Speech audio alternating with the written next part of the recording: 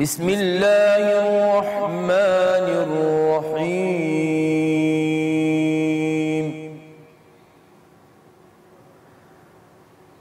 والسابقون الأولون من المهاجرين والأنصار والذين اتبعوهم بإحسان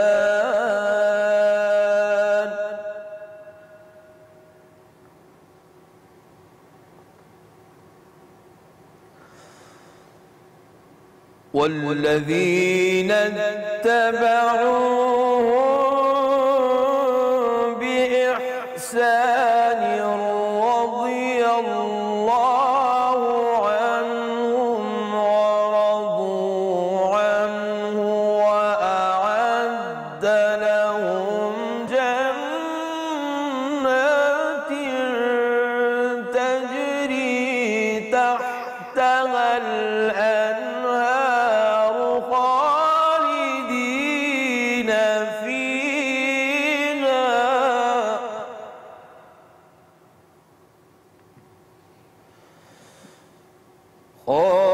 خالدين فيها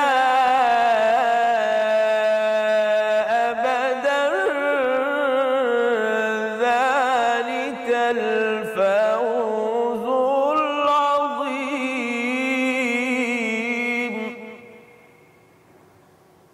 وممن حولكم من الأعراب منافقون ومن أهل المدينة مردوا على النفاق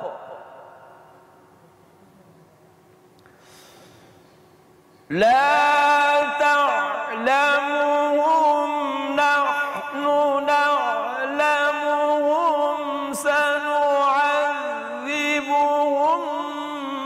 مرتين ثم يردون إلى عذاب عظيم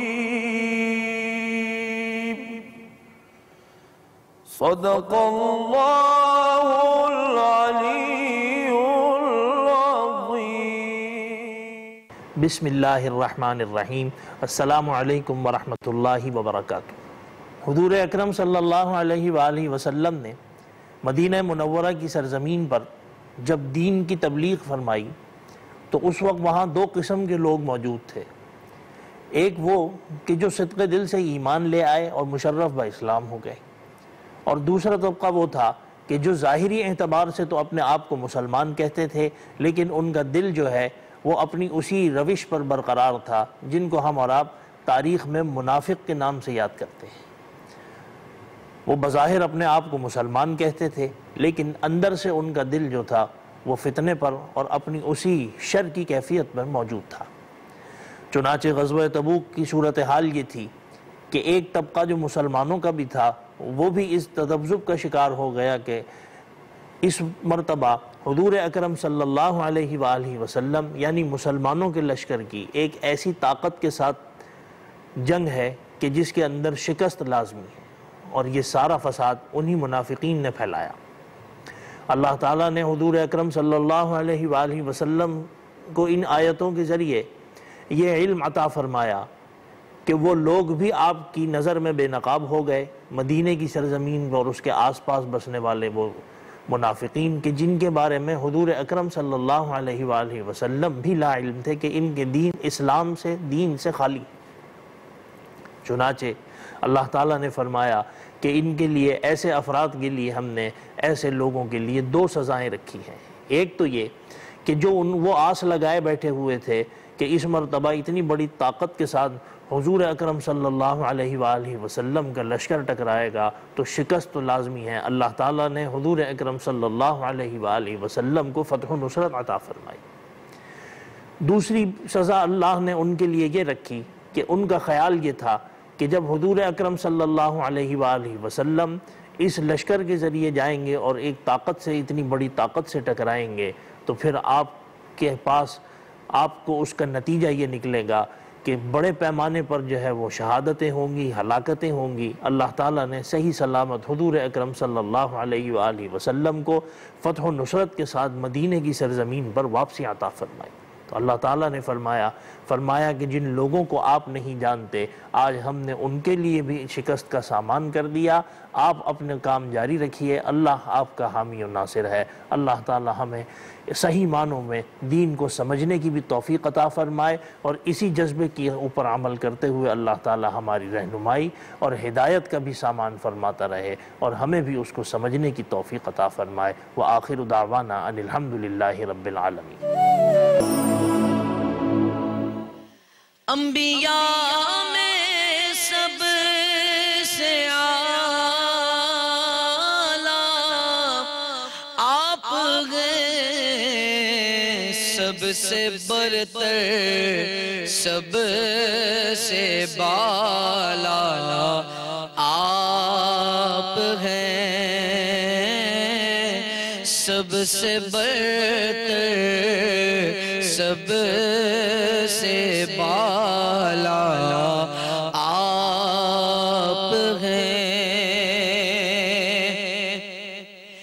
یا رسول اللہ کہا تھا مرتے دم، یا رسول اللہ کہا تھا مرتے دم، قبر میں پہنچا تو دیکھا آپ ہیں، قبر میں پہنچا تو دیکھا آپ ہیں، آپ ہیں، آپ ہیں،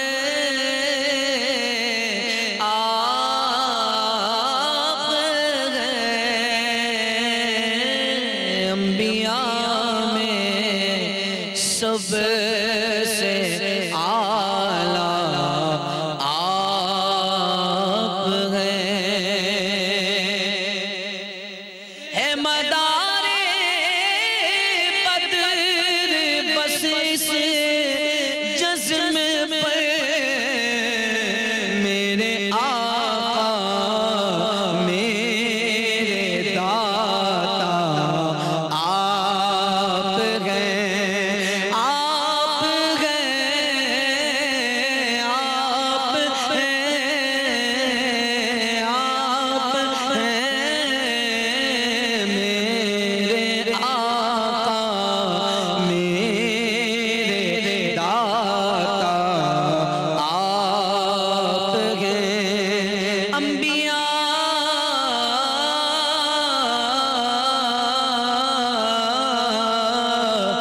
انبیاء میں سب سے اعلیٰ آپ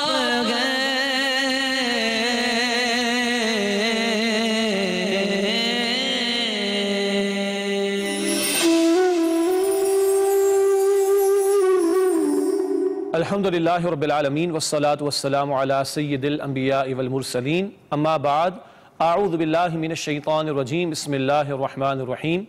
اتلو ما اوحی الیک من الکتاب واقیم الصلاة ان الصلاة تنہا عن الفحشاء والمنکر ولذکر اللہ اکبر واللہ یعلم ما تصنعون، صدق اللہ العظیم۔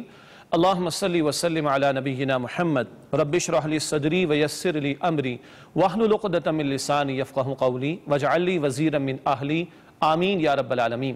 ناظرین کرام، السلام علیکم ورحمۃ اللہ وبرکاتہ۔ پروگرام ملاحظہ فرما رہے ہیں آپ خیر الکلام کے عنوان سے قرآن حکیم کی صورتوں کے مضامین کا جائزہ آپ کے سامنے پیش کر رہے ہیں، اور چند اہم آیات کا بیان بھی آپ کے سامنے پیش کیا جا رہا ہے۔ آج سے ہم 21ویں پارے کا مطالعہ شروع کر رہے ہیں، جس میں سورۃ العنکبوت اولاً ہمارے سامنے آتی ہے۔ اس سورت کا آغاز 20ویں پارے میں ہوتا ہے اور دور مشکلات کے حوالے سے رہنمائی یہاں پر عطا کی گئی۔ سن 5 نبوی کا دور تھا جب نبی اکرم صلی اللہ علیہ وسلم کے صحابہ کرام پر تشدد کے پہاڑ توڑے گئے، اور یہی دور ہے جب ان کو ظلم و ستم کا نشانہ بنایا گیا۔ اس حوالے سے سورۃ العنکبوت میں بڑی قیمتی ہدایات عطا کی گئیں۔ 21 پارے کا آغاز ہوتا ہے، سورہ عنکبوت کی آیت نمبر 45 سے مشہور آیت ہے۔ ہدایات دی جا رہی ہیں کہ اتلو ما اوحی الیک من الکتاب، اے نبی صلی اللہ علیہ وسلم کتاب میں سے جو کچھ آپ پر نازل کیا جا رہا ہے اس کی تلاوت کیجئے، واقیم الصلاۃ، اور نماز قائم کیجئے۔ قرآن کی تلاوت جب سمجھ کر ہو تو تاثیر پیدا ہوتی ہے۔ اسی قرآن میں پچھلی اقوام کی داستانوں کا ذکر ہے، ہر دور کے اہل ایمان کے صبر اور استقامت کا بیان ہے۔ چنانچہ جب قرآن نازل ہو رہا ہے تو صحابہ کو بھی قرآن کی تلاوت کی تلقین کی جا رہی ہے تاکہ مشکلات کے دور میں صبر اور استقامت کا مظاہرہ کرنا ایمان کے نور کے مل جانے کے نتیجے میں ان کے لیے آسان ہو۔ دوسری ہدایت فرمایا کہ واقیم الصلاۃ، نماز قائم کیجئے۔ ان الصلاۃ تنہی عن الفحشاء والمنکر، بے شک یہ نماز بے حیائی اور بری باتوں سے روکتی ہے۔ آج ایک سوال اٹھتا ہے کہ نماز بھی ادا ہوتی ہے اور بے حیائی نہیں رکتی، برائیاں نہیں رکتی۔ پہلا جواب، کم از کم جتنی دیر بندہ نماز میں مشغول ہوتا ہے بہرحال برائی سے بچا رہتا ہے۔ دوسرا جواب، نماز جب توجہ کے ساتھ ادا ہو، سمجھ کر ادا ہو تو پھر سمجھ آتی ہے کہ میں جب کہتا ہوں مالک یوم الدین، اللہ بدلے کے دن کا مالک ہے، تو مجھے باہر جا کر بھی اس کا احساس رہے گا۔ آج نمازوں میں اثر نہ ہونا اس کی ایک بنیادی وجہ یہ کہ ہمیں معلوم نہیں کہ سورہ فاتحہ میں ہم کیا تلاوت کر رہے ہیں، قرآن کا جو حصہ تلاوت کیا جا رہا ہے اس میں کیا لکھا ہے، رکوع اور سجود کی تسبیحات کا مفہوم کیا ہے، اور بار بار اللہ اکبر کہنا اس کا مفہوم کیا ہے۔ اگر اس پر توجہ رہے تو یہ نماز بے حیائی اور بری باتوں سے روکے گی انشاءاللہ۔ فرمایا کہ وَلَا ذِكْرُ اللَّهِ اکبر، اور اللہ کا ذکر یہ سب سے بڑی شے ہے۔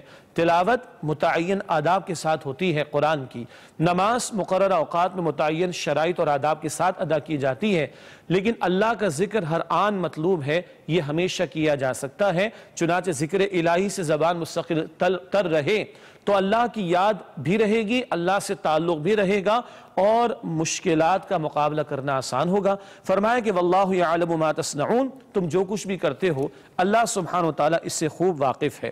ایک اور قیمتی ہدایت جو سورہ عنکبوت میں عطا کی گئی مشکلات کے دور کے حوالے سے، وہ سورہ عنکبوت کی آیت نمبر 56 اور 57 میں ذکر آتا ہے۔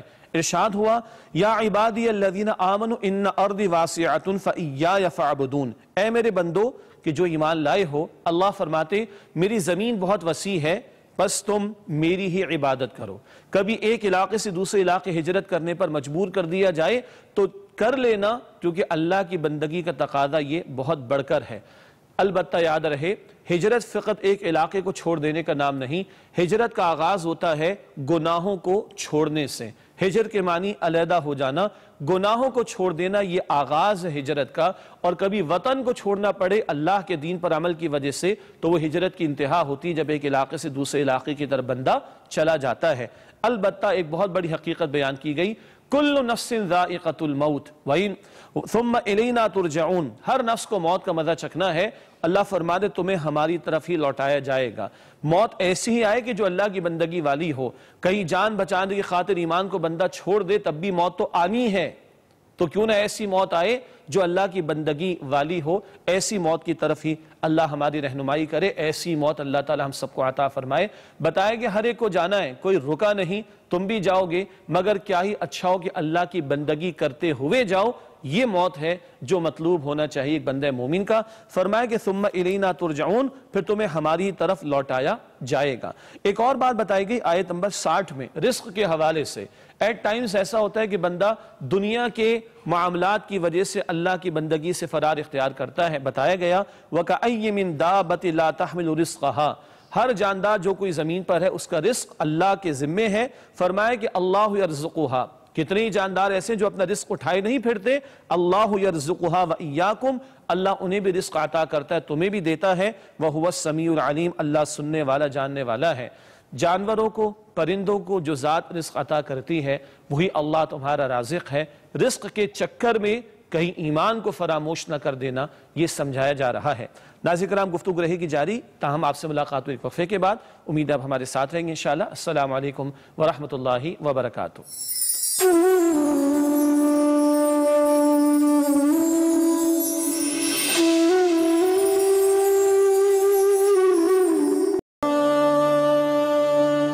اللہ کی بندگی کے لیے جہاد، اللہ کی بندگی کی دعوت کو پھیلانے کے لیے جہاد، اللہ کی بندگی پر مبنی نظام کو قائم کرنے کے لیے جہاد، یہ سارا وسیع تصور ہے جہاد کا۔ یہاں فرمائے کہ جو اللہ کی راہ میں جہاد کریں گے، اللہ فرماتے ہیں اپنے راستوں کی ہدایت ان کو عطا کر دیں گے۔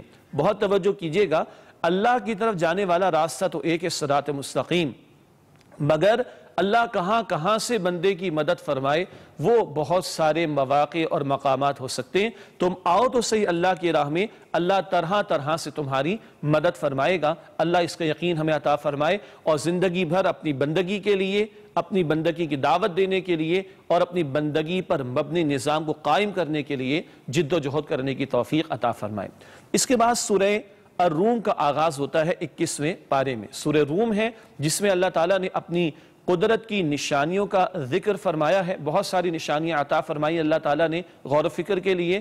شرک کی نفی کی گئی ہے، کچھ پیشن گوئیاں بھی ہیں جو اللہ تعالیٰ نے اس صورت میں عطا کی ہیں، اور وہ مشرکین کہ جو مخالفت کر رہے تھے رسول اکرم صلی اللہ علیہ وسلم کی دعوت حق کی، ان کے لیے وعیدیں یعنی ڈراوے بھی سنائے گئے ہیں۔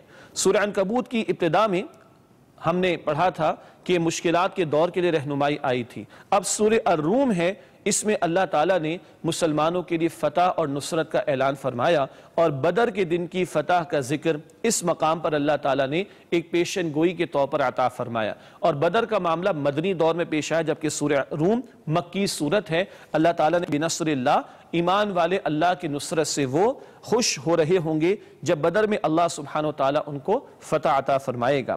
اس کے بعد سورہ الروم کی آیت نمبر 21 بہت مشہور ہے، اکثر اس کا ترجمہ اردو میں یا انگریزی میں شادی بیاہ کے کارڈز پر لکھا ہوتا ہے، مگر ہم غور نہیں کرتے کہ کس قدر حقیقتیں جو اللہ تعالیٰ نے اس میں عطا فرمائی۔ سورہ روم کی آیت نمبر 21 میں اللہ تعالیٰ فرماتے اپنی نشانیوں کا ذکر فرماتے ہوئے وَمِنْ آیَاتِهِ أَنْ خَلَقَ لَكُم مِّنْ أَنفُسِكُمْ أَزْوَاجًا، اور اللہ کی نشانیوں میں سے یہ بھی ہے کہ اللہ نے تمہیں میں سے تمہارے جوڑے بنائے، لِتَسْكُنُوا إِلَيْهَا، تاکہ تم اپنے جوڑے کے پاس جا کر سکون تلاش کرو۔ نکاح کا بندھن سکون اور راحت کے حصول کا ذریعہ۔ آج دنیا جب غیر فطری راستوں کو اختیار کر رہی ہے تو فرسٹریشن بڑھتی ہے، تسکین نہیں مل پا رہی۔ اللہ نے ہمارے ڈور اسٹیپ پر ہمارے لیے سکون کا سامان عطا فرمایا نکاح کے بندھن کے ذریعے۔ فرمایا کہ اپنے جوڑے کے پاس جا کر سکون تلاش کرو۔ فرمایا کہ وَجَعَلَ بَيْنَكُمْ مَوَدَّةً وَرَحْمَةً، اور اللہ نے تمہارے لیے مودت یعنی محبت اور رحمت پیدا فرما دی۔ بندہ غور کرے، جو ایک شوہر ہے غور کرے، اس کی جو بیوی ہے اس نے اپنے ماں باپ کو، گھر والوں کو، بہن بھائیوں کو، گھر کے آرام کو چھوڑ کر تمہارے حوالے کر دیا۔ ایک بیوی اپنے شوہر کے بارے میں غور کرے، پہلے جو کچھ کماتا تھا سارا اپنے اوپر کھپاتا تھا، اب نکاح کے بعد گویا کہ بندھن میں بن گیا ہے اور اس بیوی کی ایک ایک حاجت کو وہ پورا کر رہا ہوتا ہے۔ یہ محبت کون ڈال رہا ہے؟ اللہ فرماتا ہے یہ بھی اللہ کی نشانیوں میں سے ہے کہ اللہ نے تمہارے دلوں میں مودت اور یعنی محبت اور رحمت پیدا فرما دی۔ ان فی ذالک لآیات لقوم یتفکرون، بے شک اس میں یقیناً نشانیاں ہیں ان لوگوں کے لیے جو غور و فکر کرتے ہیں۔ آج دنیا کے جن ممالک میں مثلا جاپان یا فرانس نکاح کا بندھن ٹوٹ گیا یا نکاحوں کی تعداد کم ہو گئی، وہاں بوڑھے بہت زیادہ ہیں، جوان ڈھونڈنے سے بھی کم ملتے ہیں، اور جو راحت و سکون فطری طور پر میسر آتا ہے اس کے حوالے سے بہت بڑی پریشانی کا معاملہ ہے۔ غور کیجئے تو یہ نکاح کا انسٹیٹیوشن اللہ تعالیٰ کی بہت بڑی نعمت ہے جو اللہ سبحانہ وتعالیٰ نے بندوں کو عطا فرمائی۔ اسی سورہ الروم میں آیت نمبر 31 میں اللہ تعالیٰ فرماتے ہیں منیبین الیہ واتقوا، اللہ کی طرف رجوع کرنے والے بنو اور اس کا تقوی اختیار کرو، واقیموا الصلاۃ، اور نماز قائم کرو، ولا تکونوا من المشرکین، اور مشرکین میں سے نہ ہو جاؤ۔ اللہ کی طرف رجوع کا حکم اور اللہ کی طرف رجوع کا ایک ذریعہ جو بار بار روزانہ 5 مرتبہ عطا کیا گیا وہ نماز کی ادائیگی۔ ناظرین کرام توجہ کیجئے، کس اللہ کے لیے رمضان میں روزے رکھ رہے ہیں؟ ایک ہی اللہ ہے نا۔ کس کے حکم کے مطابق رمضان میں نمازیں ادا کر رہے ہیں؟ کس کے حکم کے مطابق رمضان میں تراویح کا اہتمام کر رہے ہیں؟ کس کے حکم کے لیے یا کس کی رضا کے لیے رمضان میں ساری محنتیں کر رہے ہیں؟ اللہ کے لیے۔ تو کیا رمضان کے بعد اللہ نہیں رہتا؟ کیا رمضان کے بعد اللہ معبود نہیں رہتا؟ کیا رمضان کے بعد نماز کا حکم باقی نہیں رہتا؟ کیا نماز کا حکم صرف رمضان کے لیے ہے؟ وہاں تو نوافل بھی خوب ادا کر رہے ہیں؟ نہیں، 5 وقتہ نماز اللہ نے ہم پر لازم کی ہے، اور یہاں فرمایا سورہ روم کے آیت نمبر 31 میں وَأَقِیمُوا الصَّلَاةَ، اور نماز قائم کرو، وَلَا تَكُونُوا مِنَ الْمُشْرِکِینَ، اور مشرکین میں سے نہ ہو جاؤ۔ یہ مشرکانہ طرز عمل ہے کہ بندہ نماز ادا نہ کرے اور اللہ کے سامنے جھکنے کی کوشش نہ کرے۔ اسی سورۃ الروم میں آیت نمبر 41 میں اللہ تعالیٰ فرما رہے ہیں ظَهَرَ الْفَسَادُ فِي الْبَرِّ وَالْبَحْرِ بِمَا كَسَبَتْ أَيْدِي النَّاسِ، خشکی اور تری میں لوگوں کے کرتوتوں کی وجہ سے فساد برپا ہو گیا، لِيُذِيقَهُمْ بَعْضَ الَّذِي عَمِلُوا، تاکہ اللہ لوگوں کے بعض اعمال کا مزہ انہیں چکھائے، لَعَلَّهُمْ يَرْجِعُونَ، تاکہ وہ لوٹ آئیں۔ خشکی تری میں فساد برپا ہوتا ہے، بڑے بڑے طوفان بھی آتے ہیں، سیلاب بھی آتے ہیں، زلزلے بھی آتے ہیں، ان کی فزیکل کازز بھی ہوتی ہیں، مگر قرآن بتاتا ہے ان کی میٹا فزیکل کازز بھی ہیں۔ لوگوں کے کردار کا بگاڑ، لوگوں کے اعمال کا بگاڑ، اس کی وجہ سے کبھی زلزلے بھی آتے، طوفان بھی آتے ہیں، شدید بارشیں بھی ہوتی ہیں اور آفات بھی آتی ہیں۔ یہاں بتایا لوگوں کے کچھ کرتوت ہیں جن کی وجہ سے کچھ ہوتا ہے، اور اللہ کچھ کی وجہ سے لاتا ہے، سارے اعمال پر پکڑ نہیں فرماتا، یہ بھی اس کی رحمت ہے۔ اور اگر کچھ ہو گیا زمین والوں کے ساتھ تو اس میں ایک حکمت کیا ہے؟ لعلہم یرجعون، تاکہ لوگ لوٹ آئیں اللہ سبحانہ وتعالی کی طرف۔ دلوں میں نرمی پیدا ہونی چاہیے تاکہ بندے اللہ تعالیٰ کی طرف رجوع کرنے والے بنیں۔ ناظرین کرام، اس کے بعد 21 پارے میں سورہ لقمان ہے۔ سورہ لقمان میں اللہ تعالیٰ کی نعمتوں کا ذکر بھی ہے، اور حکیم لقمان ایک مشہور شخصیت، عرب بھی ان سے واقف تھے، ان کی وصیتوں کا ذکر اللہ تعالیٰ نے عطا فرمایا۔ یہ بھی ایک مکی سورت ہے۔ سورہ لقمان کی آیت نمبر 6 میں ذکر ہے وَمِنَ النَّاسِ مَن يَشْتَرِي لَهْوَ الْحَدِيثِ لِيُضِلَّ عَن سَبِيلِ اللَّهِ، اور لوگوں میں سے کوئی ایسا بھی ہے کہ جو کھیل تماشے کی باتیں خریدتا ہے تاکہ اس کے ذریعے اللہ کے راستے سے روکے۔ دور نبوی میں نضر بن حارث ایک سردار تھا جو عراق اور شام کے علاقوں سے کنیزوں کو لے کر آیا، اور ناچنے گانے پر ان کو اس نے مخصوص کیا تاکہ لوگ قرآن کی دعوت نہ سنیں۔ آج ہمارا دور ہے، ناچ گانے کے لیے تو بہت کچھ اویلیبلٹی ہے، میڈیا پر بھی ہے، ادروائز بھی ہے، مگر قرآن کی محفل سجانے کے لیے لوگوں کا دل شاید نہیں چاہتا یا ان کے پاس وقت نہیں ہے۔ قرآن کہہ رہا ہے کہ لوگوں میں سے وہ بھی ہیں جو کھیل تماشے کی باتیں خریدتا ہے تاکہ اس کے ذریعے سے لوگوں کو اللہ کے راستے سے روکے۔ ہم کہاں کھڑے ہیں؟ لوگوں کو اللہ کی راہ کی طرف لانے والوں میں ہمارا شمار ہے، یا معاذ اللہ لوگوں کو اللہ کی راہ سے دور کرنے والوں میں ہمارا شمار ہے؟ اللہ دوسرے انجام سے ہماری حفاظت فرمائے۔ آگے فرمایا بغیر علم، بے جانے بوجھے یعنی بغیر علم کے وہ گمراہ کرنے کی کوششیں کر رہا ہے، وَيَتَّخِذَهَا ہُزُوًا، اور اللہ کے راستے کو مذاق ٹھہرا لیا اس نے۔ کھیل تماشے کے لیے وقت ہے، اللہ کے کلام اور اللہ کی بات اور اللہ کے راستے کے لیے وقت نہیں ہے۔ فرمایا کہ اولئک لہم عذاب مہین، ایسے لوگوں کے لیے دردناک عذاب ہوگا۔ اللہ اس سے ہم سب کی حفاظت فرمائے۔ اس کے بعد سورہ لقمان کا دوسرا رکوع ہے، وہاں لقمان، جناب لقمان کی وصیتوں کا ذکر آتا ہے۔ اس کے بعد دوسرا رکوع ہے سورہ لقمان کا، جہاں حکیم لقمان کی وصیتوں کا ذکر، اتنی پیاری وصیتیں جو انہوں نے اپنے بیٹے کو کی تھیں، اللہ نے قرآن میں نقل فرمائی۔ یہ نبی نہیں تھے لیکن ان کی وصیت اتنی پیاری، ایک حکیم اور دانا انسان کی وصیتیں جس کو اللہ نے قرآن میں نقل فرمایا۔ 2-3 باتیں میں آپ کے سامنے رکھتا ہوں۔ پہلی وصیت انہوں نے اپنے بیٹے سے کی سورہ لقمان کی آیت نمبر 13 میں، یا بنی لا تشرک باللہ، اے میرے پیارے بیٹے اللہ کے ساتھ کسی کو شریک نہ کر۔ باپ اولاد سے کیسے خطاب کرے؟ یا بنی، اے بیٹے نہیں، اے میرے پیارے بیٹے۔ یہ قرآن آداب سکھا رہا ہے اولاد کی تربیت کے، اور اولاد سے کلام کرنے کے، اور اولاد سے گفتگو کرنے کے۔ لا تشرک باللہ، اللہ کے ساتھ کسی کو شریک نہ کر۔ ان الشرک لظلم عظیم، بے شک شرک سب سے بڑا ظلم ہے۔ اللہ کی ذات میں یا اللہ کے صفات میں شریک کرنا یہ بھی شرک ہے۔ کسی کی محبت اللہ کی محبت کے برابر کر دی جائے یہ بھی شرک ہے، اور آج تو محبتیں اوپر چلی جاتی ہیں۔ کسی کی اطاعت اللہ کی اطاعت کے برابر کر دی جائے یہ بھی شرک ہے۔ اللہ کے حکم کو تو پامال کرتے ہیں اور باتیں اوپر لے آتے ہیں۔ اللہ کے قانون کو چھوڑ کر غیروں کے اور کافروں کے قانون کو ترجیح دینا یہ بھی شرک ہے۔ اللہ کے نظام کو چھوڑ کر غیروں کے نظام کو اختیار کرنا، کافروں کے نظام کو اختیار کرنا یہ بھی شرک ہی کی صورت ہے۔ فرمائے کہ ان الشرک لظلم عظیم، بے شک شرک سب سے بڑا ظلم ہے۔ اللہ میری آپ کی حفاظت فرمائے۔ ایک اور بڑی قیمتی بات انہوں نے اپنے بیٹے سے کہی، بلکہ اگلی آیت جو آپ کے سامنے رکھ رہا ہوں، آیت نمبر 17، اس میں 4 باتوں کا ذکر آیا۔ کہتے ہیں اپنے بیٹے سے، یا بنیہ، اے میرے بیٹے، اقیم الصلاۃ، نماز قائم کرنا، وَأْمُرْ بِالْمَعْرُوفِ، اور بھلائی کا حکم دینا، وَانْهَ عَنِ الْمُنْكَرِ، اور بدی سے روکنا، وَاصْبِرْ عَلَى مَا أَصَابَكَ، اور جو مصیبت تم پر آئے اس پر صبر کرنا۔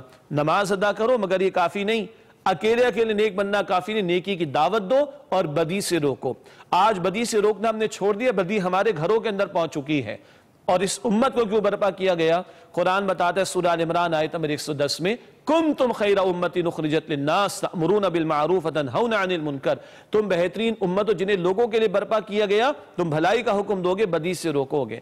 آج یہ امت کی ذمہ داری ہے، تھی اور ہے، ہمیں انجام دینا اس کو۔ فرمانے بیٹے کو کہ بیٹا نیکی کا حکم دینا، بدی سے روکنا، وَاصْبِرْ عَلَى مَا أَصَابَكَ، اور جو مصیبت تم پر آئے اس پر صبر کرنا۔ البتہ فرمایا إِنَّ ذَلِكَ مِنْ عَزْمِ الْأُمُورِ، بے شک یہ بڑی ہمت کے کاموں میں سے ہے۔ ظاہری بات ہے، نیکی کی دعوت دیں گے اور بدی سے روکیں گے تو بات کڑوی تو لگے گی، مشقت تو اٹھانی پڑے گی، مخالفت تو آئے گی۔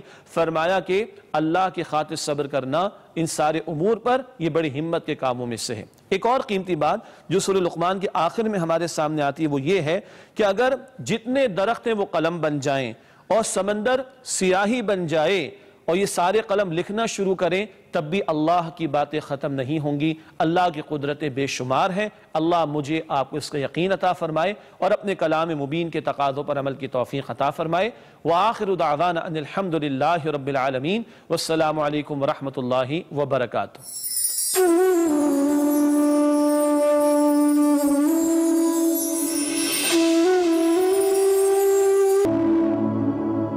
ناظرین گرامی، ہمارا سیگمنٹ ہے خیر و عافیت، اور ہمارے ساتھ موجود ہیں علامہ قمر عباس نقوی صاحب۔ آپ سے دنیا آشنا ہے اور کسی تعارف کے محتاج نہیں ہے، خوش آمدید، ویلکم ٹو دی شو علامہ صاحب۔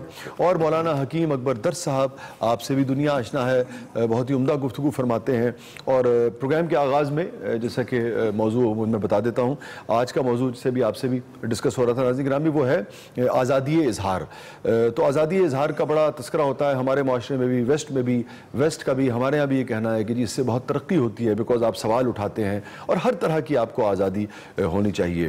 اور کتنی آزادی ہونی چاہیے، کتنی نہیں ہونی چاہیے، خاص طور پہ دین اسلام اس حوالے سے کیا رہنمائی فراہم کرتا ہے، کیا ہدایت دیتا ہے، حدود و قیود اگر لگاتا ہے تو کتنی لگاتا ہے اور کیوں لگاتا ہے، اور اگر نہیں لگاتا ہے تو اس حوالے سے جو بھی جتنے بھی سوالات اٹھتے ہیں وہ ہم لے کر علماء کی طرف بڑھیں گے۔ علامہ صاحب آپ سے شروع کرتے ہیں، میں یہیں سے لے لیتا ہوں جو بات عموماً کہی جاتی ہے کہ جی کچھ معاملات میں پابندی ہے کہ جناب آپ کچھ معاملات میں سوالات نہیں کر سکتے۔ کون سے ایسے معاملات ہیں جن میں اسلام سوال کرنے سے، سوال اٹھانے سے منع کرتا ہے؟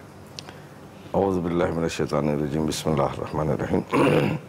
بہت اچھا موضوع آپ نے منتخب فرمایا، اور اس کی ضرورت بھی ہے کہ آزادی خیال، آزادی اظہار، یہ سارے الفاظ آج کل موضوع بحث ہیں۔ جی، اور میں فیشن بھی ہے علامہ صاحب، ہم یہی لفظ ادا کرنا چاہ رہا تھا کہ اب تو بطور فیشن جی بطور فیشن استعمال ہوتا ہے۔ مزے کی بات یہ ہے کہ یہ وہ لوگ بھی آزادی کی بات کرتے ہیں اور کرنا چاہتے ہیں جن کو یہ نہیں پتا کہ لفظ آزادی ہے کیا ہے کیا، واہ، اس کی ذمہ داریاں کیا ہے۔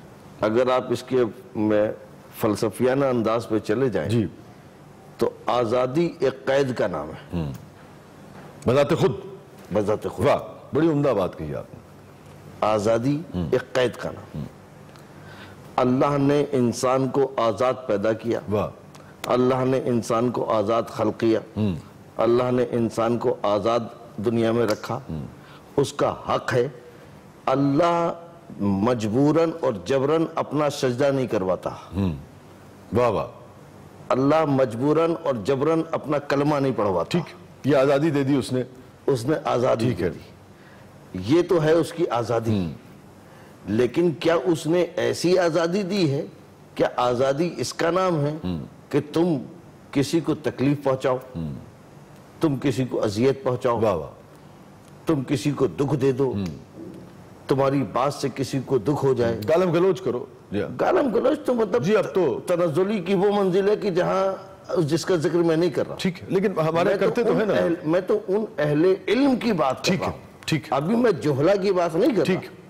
یہ جہلا کا مقام ہے کہ گالم گلوچ، میں اہل علم کی بات کر رہا ہوں، وہ کسی بھی نوعیت کے ٹھیک تعلق رکھتے ہوں، ٹھیک، کسی بھی شعبے سے تعلق کسی بھی شعبے سے تعلق رکھتے ہوں، لیکن ان کی بھی گفتگو جو ہے، کیا ان کی رائے، ان کی گفتگو یہ کسی پر مسلط کرنے کا نام ہے، کسی کو اذیت دینے کا نام ہے، کسی کو دکھ دینے کا نام ہے، اور پھر آپ کہیں کہ یہ آزادی ہے؟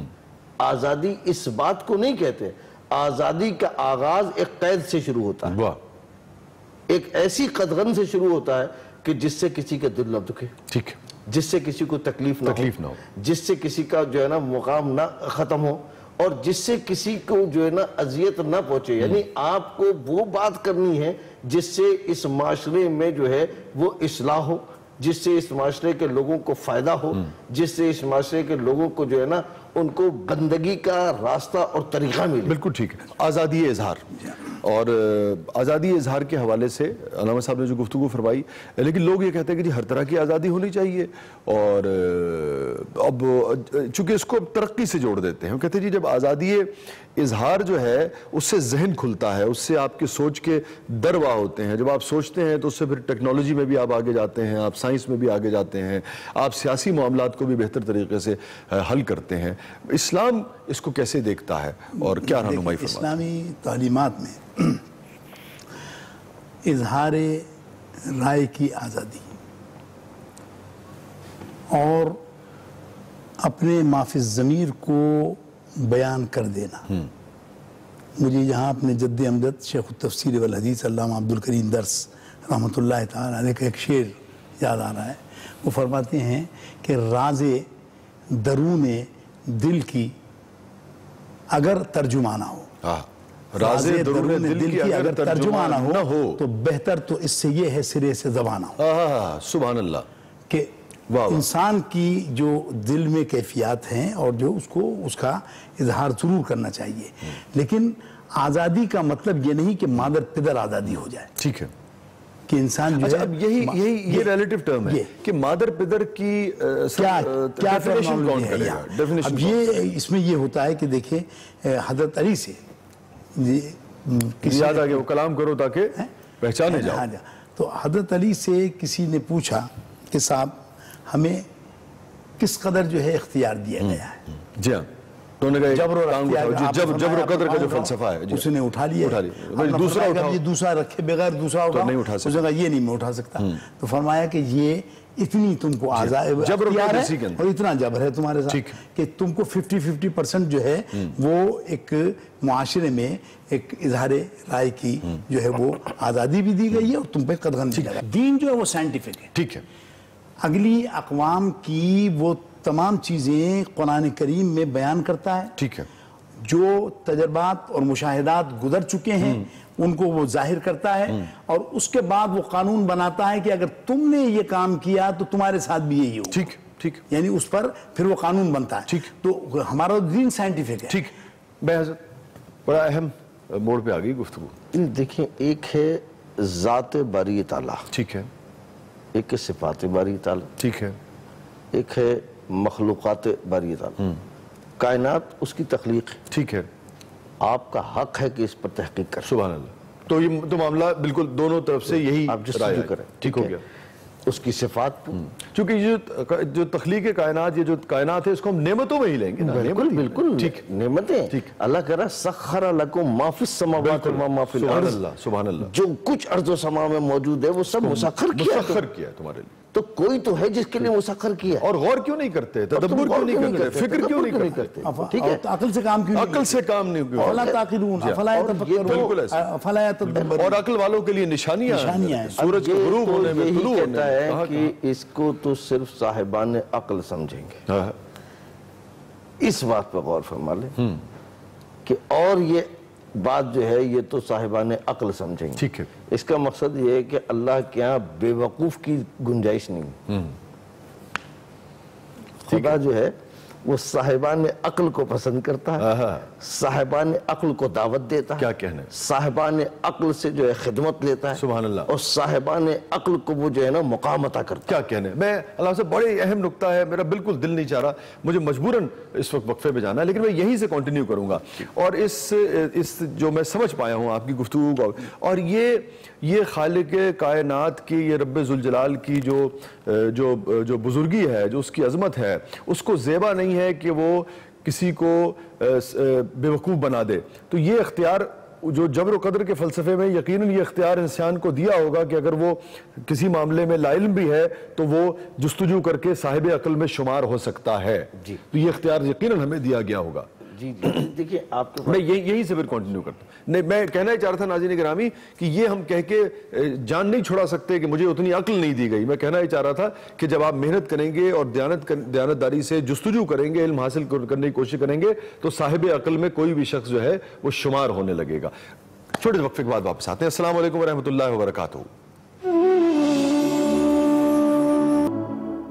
السلام علیکم ورحمۃ اللہ وبرکاتہ۔ ناظرین گرامی، خیر و عافیت ہمارا سیگمنٹ ہے اور آپ دیکھ رہے ہیں ایکسپریس نیوز کی خصوصی رمضان ٹرانسمیشن۔ ہمارے ساتھ موجود ہیں مولانا حکیم اکبر درس صاحب، ہمارے ساتھ موجود ہیں علامہ قمبر عباس نقوی صاحب، اور کس طرح کی آزادی جو ہے وہ اسلام جو ہے وہ ہمیں دیتا ہے رائے کے حوالے سے، اور کہاں پہ قدغن لگاتا ہے، کیوں قدغن لگاتا ہے۔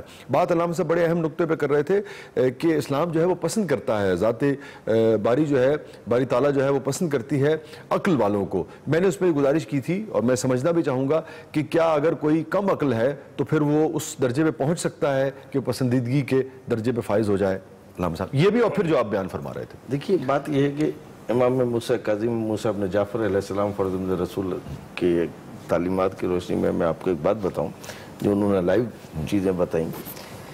دیکھیے عقل جو ہے اس میں نہ اضافہ ہوتا ہے نہ کمی ہوتی ہے۔ اچھا ٹھیک ہے، عقل ہر انسان کو عطا کی گئی، ٹھیک ہو گیا، ٹھیک ہے، عقل سب کے پاس۔ اور مجھے وہ صوفیاء کا وہ یاد آ گیا کہ وہ سورج کی طرح جتنا آتا ہے اتنا ہی ڈوب جاتا ہے، چاند کی طرح نہیں ہے۔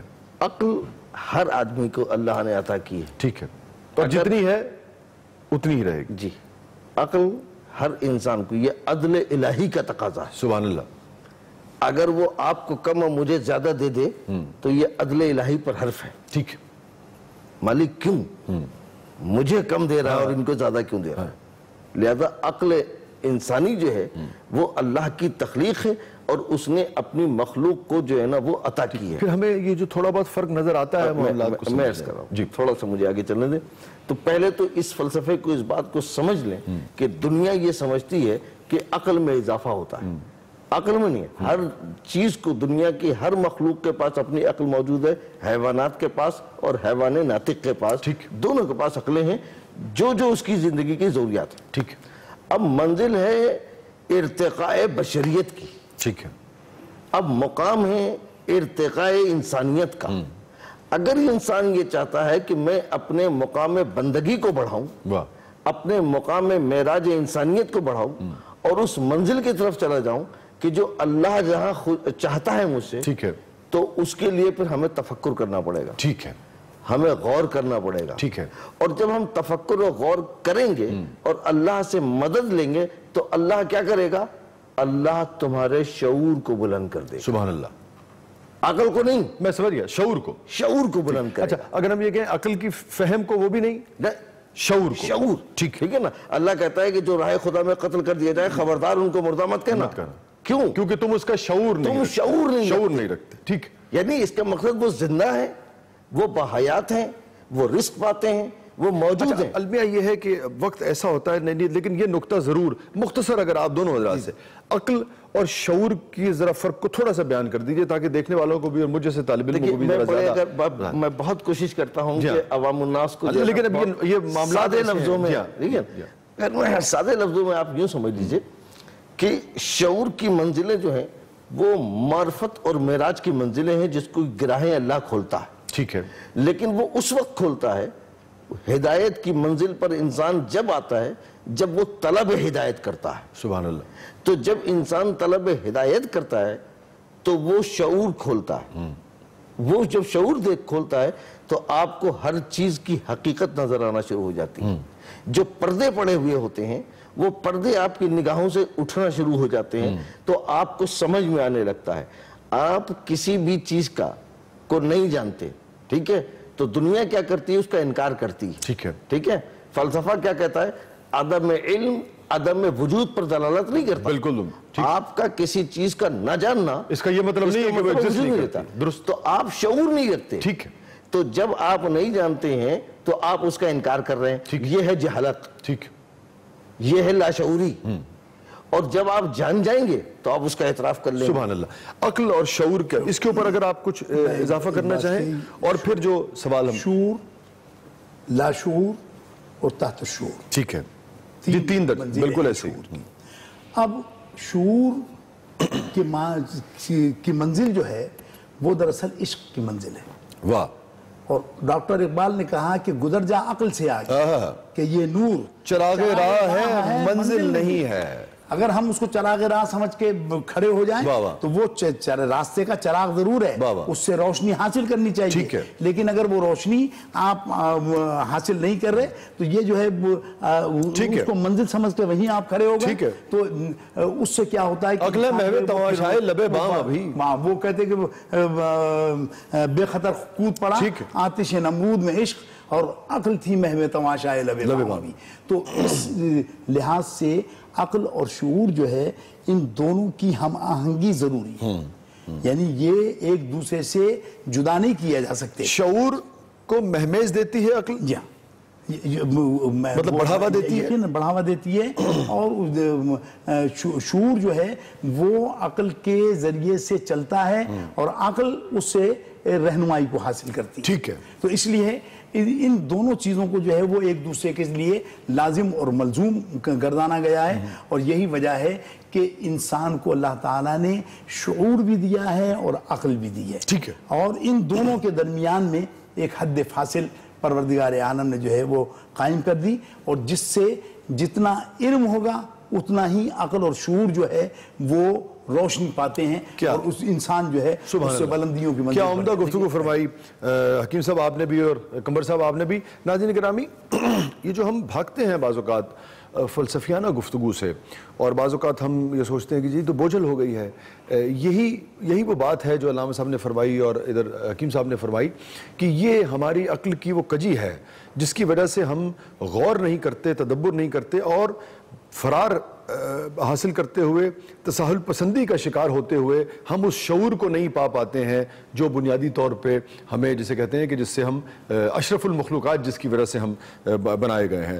تو سننا چاہیے, غور کرنا چاہیے. بعض اوقات گفتگو ایسی بھی ہوتی ہے جو آدھی پلے پڑتی ہے آدھی نہیں پڑتی, مگر پھر بھی خیر کی بات جو ہے وہ کچھ نہ کچھ تو سمجھ آتی ہے. جب ہم اگلے مرحلے میں آئیں گے تو پھر ہم دوبارہ جو ہمارا موضوع تھا, یہ جو ہم ذرا سا فلسفیانہ ہو گئے تھے بیچ میں ان دونوں حضرات کی, خاص طور پہ جو اب چونکہ اتنے عمیق یہ شخصیات ہیں اور اتنے ادق موضوعات ہیں اس لیے, لیکن مجھے بہت ہی خوشی ہوئی کہ ہم اس طرف بھی گئے. واپس آئیں گے تو ہم پھر خاص بات کریں گے جو آزادی اظہار کا معاملہ ہے, اور پھر یہ ہے کہ آزادی اظہار کو اسلام ہمیں کیا سکھاتا ہے کہ کیسے استعمال کیا جائے. اگر یہ آزادی ہے تو کس طریقے سے خیر کے لیے اس کو استعمال کیا جائے. پھر اب ہم دیکھتے ہیں ہمارے یہاں ٹیلی ویژن پر جو سلسلے ہیں, خبر کا جو سلسلہ ہے, اس کے معاملے میں اسلام کیا کہتا ہے.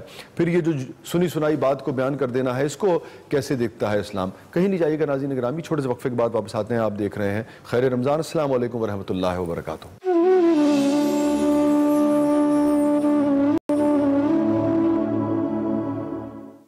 السلام علیکم ورحمۃ اللہ وبرکاتہ. ناظرین گرامی, پروگرام میں دوبارہ حاضر خدمت ہیں. ہمارے ساتھ موجود ہیں مولانا حکیم اکبر درس صاحب, ہمارے ساتھ موجود ہیں علامہ قمر عباس نقوی صاحب. اور علامہ صاحب بڑا ایک اہم نقطہ بیان فرما رہے تھے, پیچھے سے ایک آدھ جملے جوڑ لیجئے تاکہ جو نئے ناظرین اگر جوائن کیا انہوں نے تو وہ بھی اس نقطے تک پہنچے. بہت ہی اہم نقطہ ہے اور بہت ہی مختلف بھی ہے. ہمیں جو ہے اللہ کی جو نعمت ہمیں عقل عطا کی اللہ نے, ہم نے اس کو سامنے رکھنا ہے, ٹھیک ہے, اور ہم نے یہ دیکھنا ہے کہ کیا بات ہمیں کرنی ہے اور کیا نہیں کرنی. ٹھیک ہے, اور غیبت پہ آپ بات کر رہے ہیں. تو ایسا سچ جس سے فساد ہو جائے تو اس سے بہتر ہے جھوٹ بول جاؤ تاکہ لوگوں میں امن قائم ہو جائے, یا خاموش رہ جاؤ. نہیں, آپ کو اس کی تعریف کر جائیں تاکہ مومن کے دل سے قدرت نکل جائے اور اس کی محبت بڑھ جائے, ٹھیک ہے نا. تو اس کو جھوٹ نہیں کہتے, اس کو جھوٹ نہیں کہتے, اس کو کہتے ہیں ایسی عبادت کہ جو اجتماع میں جو ہے نا وہ محبت اور امن قائم کرتی, ٹھیک ہے. اسی طریقے سے غیبت ہے, لوگوں نے کہا جناب نہیں میں تو غیبت، اب آپ غیبت کا ایک پہلو جانتے ہیں، ٹھیک ہے اللہ نے کہا غیبت حرام ہے، اپنے مردہ بھائی گوشت کھانے کے برابر ہے، بے شک نہیں کرنی چاہیے، لیکن یہ ایک پہلو ہے۔ دوسرا پہلو کیا ہے کہ غیبت جائز ہے، کہاں پر جائز ہے اس کو مورد کو سمجھنا ہے۔ اب آپ پھر اپنی عقل کا استعمال کریں کہ اللہ نے ہمیں وہ شعور عطا کیا، اللہ سے دعا مانگے۔ اب مثال دے رہا ہوں میں، آپ نے کہا جناب، انہوں نے کہا، کسی نے کہا کہ جناب فرض کیجئے اے نے کہا جی، اے نے کہا کہ جناب میری بیٹی کا ایک رشتہ آیا اور فلاں صاحبزادے کا ہے، قبلہ آپ جانتے ہیں، ذرا کیا خیال ہے کہ میں، اب یہاں تو جائز ہے، آپ بتائیے کہ میں کیا خیال ہے اگر میں یہ جانتا ہوں کہ وہ صاحبزادے جو ہے وہ اچھے کردار کے نہیں ہیں، درست بات، یا ان کا جو ہے وہ چال و چلن درست نہیں ہے، ٹھیک، یا ان کی کیسے ممکن ہے کہ حرکات و نہ بتایا سکنات، جائے؟ میں ایک بچی کی زندگی کو جہنم میں جھونک دوں، ٹھیک، یہ سوچ کر کہ جناب میں نے اس کی اگر برائی کی تو غیبت ہو جائے گی؟ نہیں، یہ غیبت نہیں ہے۔ ایک بچی کی زندگی کو تباہی سے بچا لیجئے، اس جانور نما انسان سے بچا لیجئے جو انسان جو ہے نا اس کو تباہ و برباد کر دے ٹھیک، گا۔ بڑی واضح بات ہے، اللہ سے بڑے عمدہ آپ نے نقطہ بیان فرمایا، ایسا کھول کے بیان فرما دیا کہ صرف غیبت کی حد تک نہیں، کوئی بھی معاملہ جو آپ کو بظاہر جس سے منع بھی کیا گیا ہے، اگر وہ یعنی کہ شر کا باعث، کوئی بھی چیز جو شر کا باعث بن رہی ہے اس سے رکنا ہے، جو خیر کا باعث بن رہی ہے اس کی طرف بڑھنا ہے۔ ایک مومن کہہ رہا ہے کہ جناب میرے پاس چند پیسے ہیں، میں بیوی کے ساتھ کاروبار کرنا چاہتا ہوں، اور وہ مجھ سے مشورہ لے رہا ہے اور میں جانتا ہوں کہ خائن ہے، چور ہے، تو بتانا پڑے گا، میں یا تو اس مومن کو دھوکہ دے دوں، ٹھیک، ہاں اگر وہ مجھ سے نہ پوچھے تو میری ذمہ داری نہیں، اب جا کے بتانے کی ضرورت نہیں ہے، لیکن اگر وہ مجھ سے پوچھ رہا ہے ٹھیک، تو مولا کائنات فرماتے ہیں کہ اگر تمہارا قاتل بھی تم سے مشورہ لے تو اس کو مشورہ صحیح دینا۔ بالکل درست، تو بات کی آپ مکمل کریں، بسم اللہ۔ جی جناب یہ بڑا اہم بات اہم کی بات انہوں کی نے۔ انہوں اور نے دیکھیے ارشاد یہ فرمائی میں ناظرین سے کہوں گا کہ یہ دیکھیے یہی ان محافل کا اور رمضان المبارک کی یہی برکت ہے، اور اسی لیے آپ دیکھیے کہ آپ ہم نے ہمیشہ پڑھا کہ صحبت جو ہے اس کی کس قدر یعنی کہ اس کو اور تصوف میں تو بہت زیادہ اہمیت دی گئی ہے، اور اس مہینے کی برکت یہ ہے کہ بہت سارے نقطے ہم جو تھوڑا بہت پڑھنے لکھنے والے لوگ ہیں وہ بھی پوری طریقے سے اسے سمجھ نہیں سکتے ہیں، تو جب آپ علماء کرام کی محفل میں بیٹھتے ہیں تو پھر صحیح معاملات کا ادراک جو ہے وہ آپ کو ہوتا ہے یا ہونا شروع ہوتا ہے۔ تو بڑا اہم نقطہ بیان فرمایا انہوں نے کہ یہ تو غیبت کا ایک اینگل ہے، مگر اگر مشورے کے طور پہ لیا جائے گا تو پھر اس کو آپ نے صائب رائے دینی ہے، اچھی رائے دینی ہے، اس کو جو ہے کوئی بے کم وقاص جو ہے وہ ان تمام چیزوں کے پہلو بتا دینے چاہیے کہ صاحب یہ اس کے غیبت کا انداز نہیں ہونا چاہیے اس میں، لیکن یہ بتانا چاہیے کہ تم نے مجھ سے مشورہ کیا ہے تو اس مشورے میں یہ بات جو ہے یہ چیزیں جو ہے میں جانتا ہوں، اور اس لحاظ سے بس بعض اوقات پردہ پوشی نہیں بھی کرنی پڑے گی آپ کچھ، اس میں جیسے دوسری ایک بات انہوں نے ارشاد فرمائی تھی کہ دروغ مصلحت آمیز بے از راستی فتنہ انگیز، ٹھیک، کہ ایسا جھوٹ جو مصلحت کی بنیاد پر بولا گیا ہے جس سے فتنہ اور فساد برپا ہونے کے اندیشہ تھا، تو وہ ایسے سچ سے بہتر ہے جس سے فساد اور شر پیدا ہو، جھگڑا پیدا ہو، نفاق پیدا ہو۔ قرآن کریم جو ہے وہ اس کے لیے ہمیں بڑے واضح احکامات دے دیتا ہے، اور اچھا اس میں ایک اور بڑا اہم وہ ہے، اب پھر جس میں جو آپ دونوں حضرات نے پتہ نہیں آج کے پچھلے پروگرام میں بتایا تھا کہ پھر عقل سلیم ہے کہ اس کو آپ نے اب ان معاملات کو آپ نے اپنے لیے استعمال نہیں کرنا ہے دلیل دے کے، بالکل یہ آپ کو دیانتداری سے پتہ ہونا چاہیے کہ اگر میں نے ایسا کیا ہے۔ ہر جگہ جھوٹ کے لیے تو مذمت کی گئی ہے، لعنت اللہ علی الکاذبین، کہ جھوٹوں پر اللہ کی لعنت ہے، لیکن اگر کبھی جنگی معاملات ہیں، ان جنگی معاملات کے اندر آپ کو ان کے شر سے جو آپ کے مشرکین ہیں، مخالفین ہیں، کافر ہیں، ان کے شر سے بچنا ہے آپ نے، تو اب ایسے موقع پر جو ہے آپ کچھ مصلحت کی بنیاد پر وہاں اس مقام پر اگر کوئی جھوٹ کہتے ہیں تو وہ اس فتنے سے چونکہ آپ کو بچا رہا ہے۔ ایک غزوے کے موقع پر، غزوہ خندق، بلکہ غزوہ خندق میں بہت شدید سردی ہو گئی، حضور نے فرمایا کہ کون ہے جو یہ مشرکین کا جو ہے وہ جا کر خبر لے کر آئے گا، تو ایک صحابی اٹھے، انہوں نے کہا میں لے کر آتا ہوں، آپ چلے گئے۔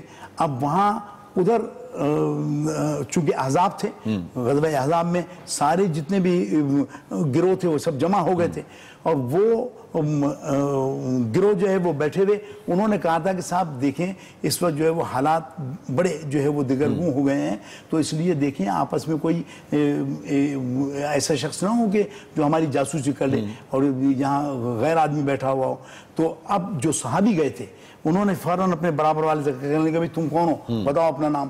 اس نے کہا نام میرا ٹھیک ہے اچھی بات ہے، تو پھر اس طرف والے سے پوچھ لیا، خود محفوظ ہو گئے میری مصلحت کی بنیاد۔ سبحان اللہ، سبحان اللہ۔ دیکھیں عقل سلیم کا عقل سلیم کو انہوں نے اختیار کیا، اور اس سے جو ہے وہ پھر وہاں سے وہ ساری خبریں لا کر حضور، اچھا پھر ان گروہوں میں آپس میں اختلاف پیدا کرنے کے لیے انہوں نے جو ہے کہا کہ صاحب یہ جو ہے قریش تو یہاں بہت دور سے آئے ہیں مکے سے، یہ اگر جو ہے تم پر حملہ آور ہو رہے ہیں، اب یہ تو چلے جائیں گے اپنے، تم تو یہیں رہنے والے ہو، یہودیوں کو کہا تم تو یہاں کے رہنے والے ہو، یہ پھر تمہارا۔ لیکن سارے اس کے پیچھے حکمت کے پیچھے بھی بنیادی طور پہ خیر کی خواہش تھی کہ الٹیمیٹلی ایک ایسا دین جو ہے وہ پھیلے جو سلامتی اور دہشت گردی کا خاتمہ۔ جی جس سے خاتمہ۔ حضرت آپ کچھ کہنا چاہ رہے تھے بیچ میں، پھر وہ گفتگو تھی، اگر وہ نقطہ یاد ہو آپ کو۔ بہت اہم بات ہے، دین اسلام دین فطرت ہے، ٹھیک ہے، دین فطرت جو، اور فطرت عین عقل ہے، سبحان اللہ، اور عقل سلیم جو ہے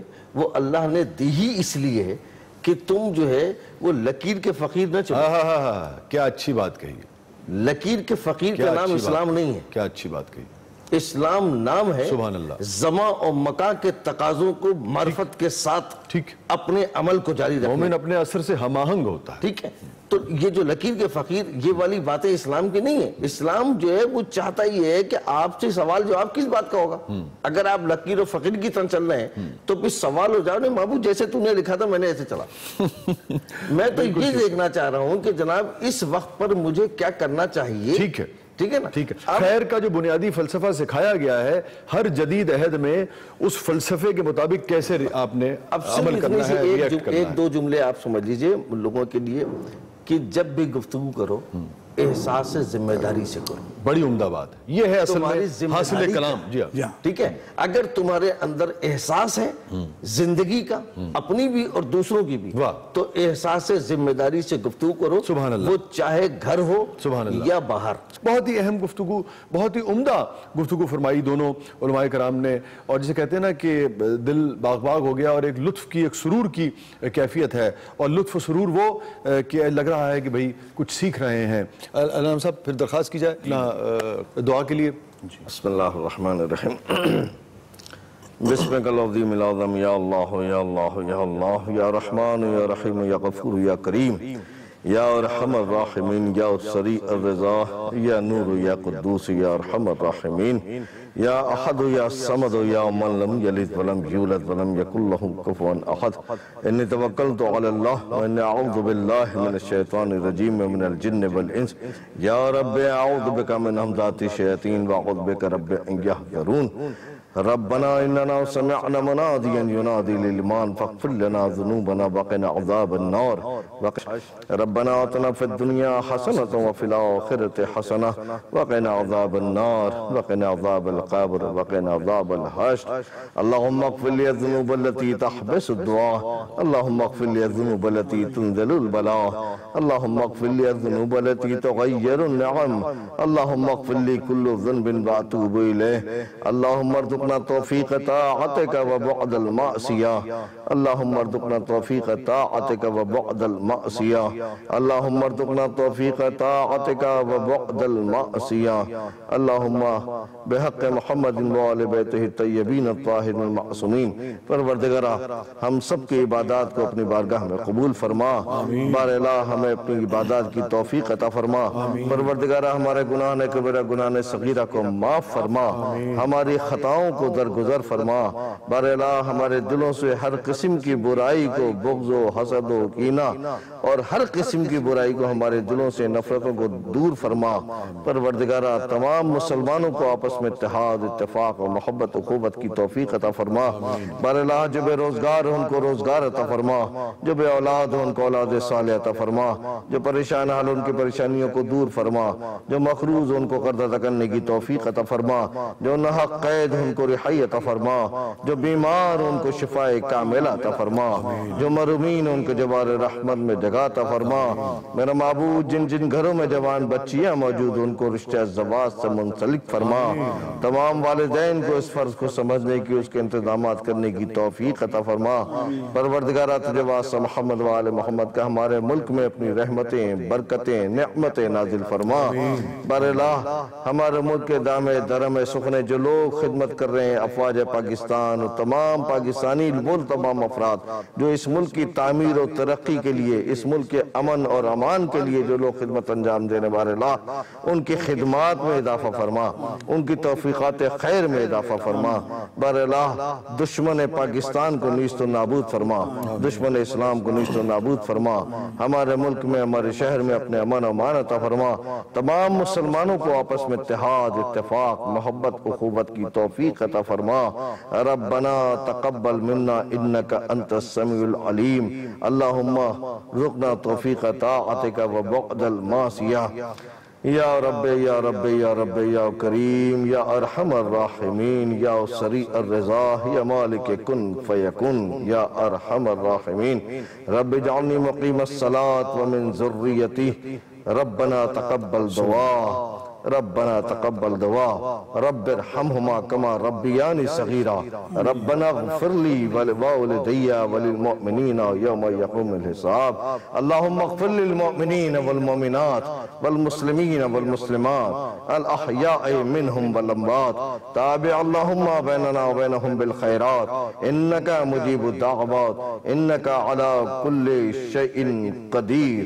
ان اللہ وملائکتہ یصلون علی النبی یا ایہا الذین آمنوا صلوا علیہ وسلموا تسلیما۔ صلی اللہ علیہ وسلم۔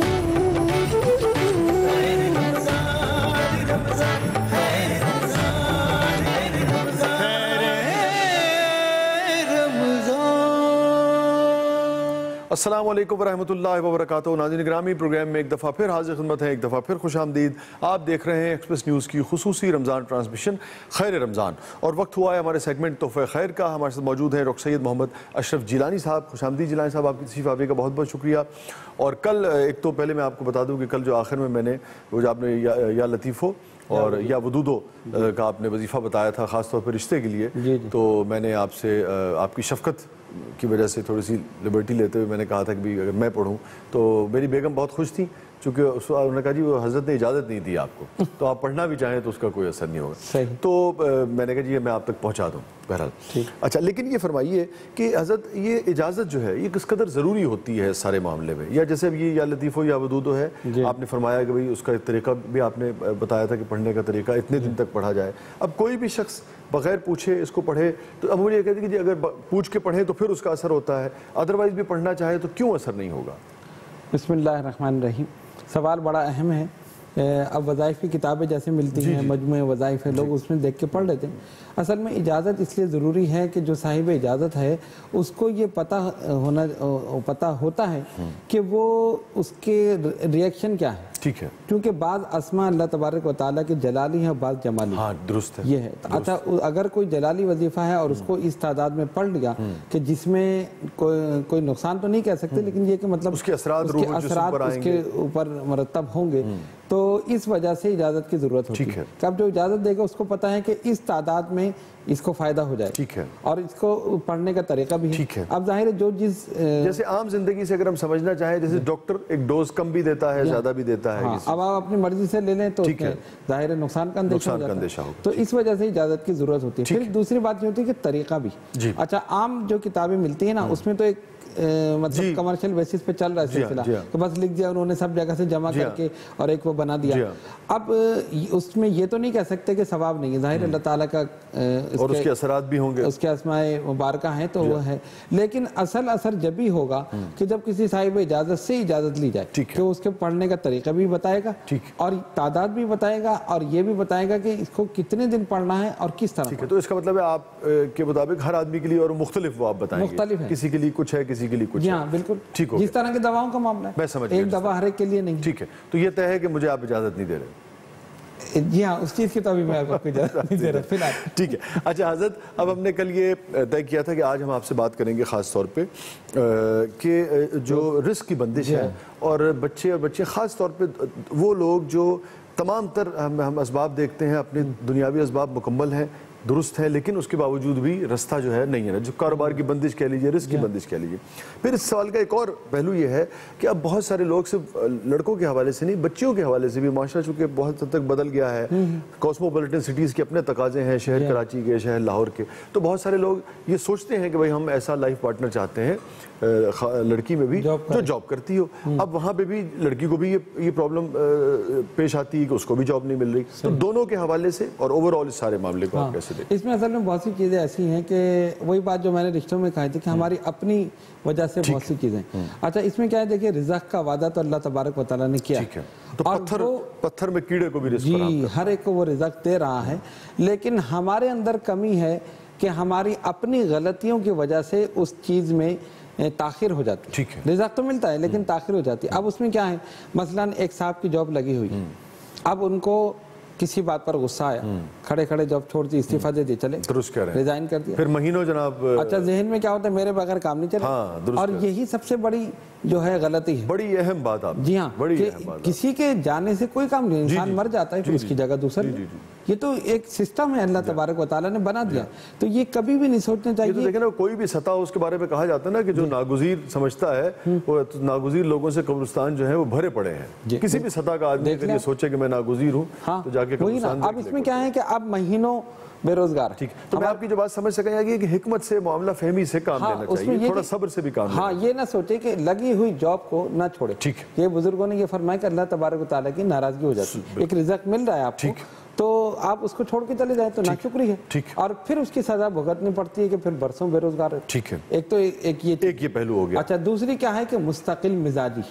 ٹھیک ہے، آپ مستقل مزاجی کے ساتھ آپ ایک جگہ کر رہے ہیں، اب آپ کو کہیں زیادہ آفر ملی اور آپ چھوڑ کے وہاں چلے گئے. اب ظاہر ہے اگر جو پیسے زیادہ دے گا وہ کام بھی زیادہ لے. درست بات ہے. اب کام دیکھ کر گھبرا گئے، پھر آپ چھوڑ کے پھر واپس بعض اوقات ایڈجسٹ نہیں ہوتے تو نتیجہ کیا ہوتا ہے، یہ بھی گئی اور وہ بھی گئی. میں سمجھ گیا. یعنی آدھی کو چھوڑ کے پوری کی طرف گئے تو وہ آدھی بھی گئی. ٹھیک ہے، تو اس لیے کیا ہے کہ مستقل مزاجی کے ساتھ آدمی کرتا رہے، نماز کی پابندی کرے، اللہ تبارک و تعالیٰ پہ بھروسہ رکھے، اللہ تعالیٰ اس کم روزی میں ہی برکت دے گا. یہی سے ہم دوبارہ کنٹینیو کرتے ہیں، اسی کے کچھ اور بھی پہلو ہیں اور پھر ہم وظیفے اور دعا کی طرف آئیں گے.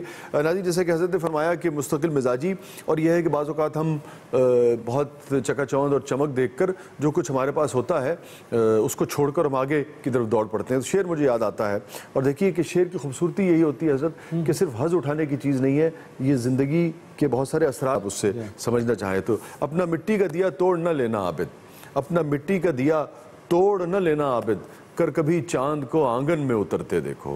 یہ نہ ہو کہ چاند کے چکر میں دیے کی روشنی سے بھی جائیں. اسی پر بات کریں گے. ناظرین گرامی، واپس آ کر کہیں نہیں جائیے گا، چھوٹے سے وقفے کے بعد واپس آتے ہیں. آپ دیکھ رہے ہیں ایکسپریس نیوز کی خصوصی رمضان ٹرانسمیشن. السلام علیکم ورحمۃ اللہ وبرکاتہ.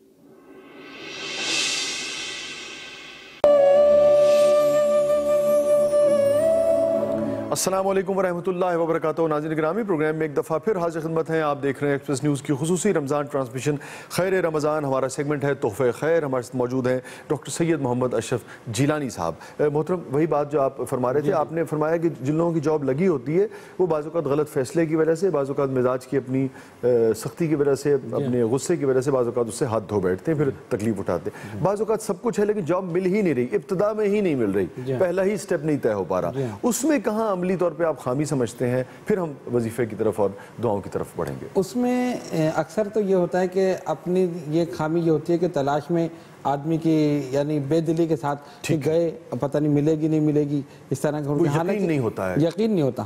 اگر یقین کر کے نکلے اللہ تعالیٰ کی ذات پہ بھروسہ کر کے تو انشاءاللہ ملتی ہے. اس میں کوئی ایسی